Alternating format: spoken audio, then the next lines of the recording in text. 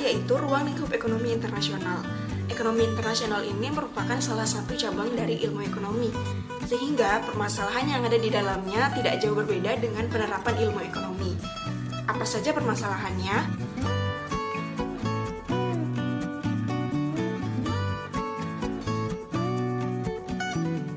Permasalahan dari ekonomi internasional ini ada dalam pemilihan produk dan kelangkaan produk, baik berupa barang maupun jasa. Dan penyebab permasalahan ini karena tingginya permintaan dan penawaran terhadap kebutuhan dan juga keinginan yang tak terbatas.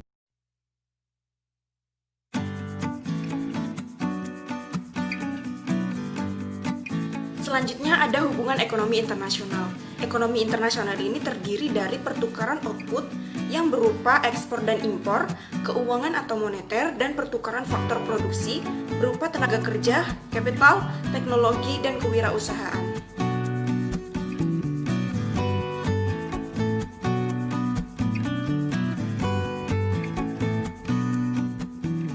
Selanjutnya ada contoh dari ekonomi internasional. Yang pertama ada Cina. Cina ini merupakan negara dengan tingkat perekonomian nomor 1 di dunia, tetapi mereka tidak memiliki sumber daya alam. Yang kedua, Singapura. Singapura tercatat sebagai negara ekonomi paling kompetitif di dunia dalam peringkat tahunan yang dirilis oleh IMD World Competitiveness Center. Yang kedua, Indonesia. Seperti yang kita ketahui bahwa Indonesia ini memiliki sumber daya alam yang sangat berlimpah, tetapi mereka belum bisa memanfaatkannya secara optimal. Sayang sekali. Yang ketiga, Amerika. Amerika merupakan salah satu raksasa perekonomian di dunia dengan Cina, namun mereka tidak bisa lepas dari sektor impornya.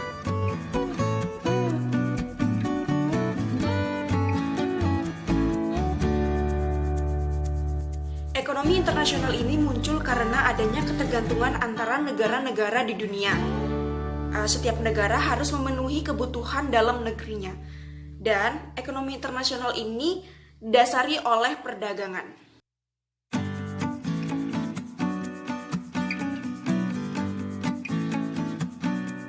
Selanjutnya, faktor-faktor negara melakukan hubungan internasional. Yang pertama, untuk memenuhi kebutuhan barang dan jasa dalam negeri. Yang kedua, keinginan memperoleh keuntungan dan meningkatkan pendapatan negara. Yang ketiga, adanya perbedaan kemampuan penguasaan iptek. Yang keempat, kelebihan barang produksi dalam negeri. Yang kelima, perbedaan sumber daya alam dan sumber daya manusianya. Dan yang keenam, terjadinya era globalisasi.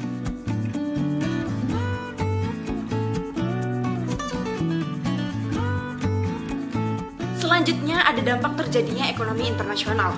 Yang pertama, jual beli atau tukar menukar barang dan jasa antar negara. Yang kedua, kerjasama di bidang ekonomi antar negara di seluruh dunia. Yang ketiga, pengaruh terhadap perkembangan ekspor dan impor. Yang keempat, serta balance of payment atau neraca pembayaran internasional suatu negara. Yang kelima, pertukaran dan perluasan penggunaan teknologi sehingga dapat mempercepat pertumbuhan ekonomi negara yang terlibat di dalamnya. Dan yang terakhir, ada perkembangan sumber daya melalui batas negara, baik berupa sumber daya manusia, sumber daya alam, dan sumber daya modal.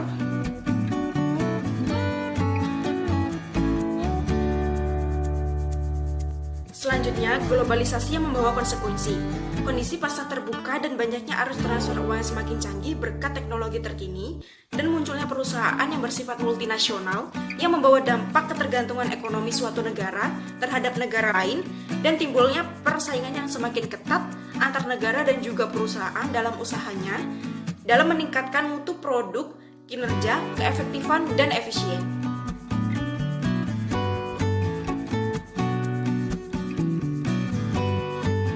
Dan yang terakhir, ada manfaat ekonomi internasional. Yang pertama, dapat memperoleh barang dan jasa yang tidak dapat dihasilkan sendiri karena adanya perbedaan sumber daya alam, kemampuan sumber daya manusia, dan teknologi. Yang kedua, dapat memperluas pasar untuk tujuan menambah keuntungan dari spesialisasi. Tiga, memungkinkan transfer teknologi modern untuk memahami teknik produksi yang lebih efisien dan modern dalam hal manajemen. Empat, dapat mempercepat dalam hal manajemen, mempercepat pertumbuhan ekonomi pada sebuah negara. 5. Menambah devisa negara dari hasil ekspor. 6. Perdagangan internasional dapat membuka lapangan pekerjaan di sebuah negara. 7. Menjalin persahabatan dengan negara lain. 8. Meningkatkan penyebaran sumber daya alam di sebuah negara. Sekian presentasi dari saya. Terima kasih teman-teman yang sudah menonton video saya. Kalian bisa tinggalkan komentar sebagai revisi dari tugas video saya ini jika ada pembahasan yang kurang atau terlewat. Terima kasih. Wassalamualaikum warahmatullahi wabarakatuh. Annyeong.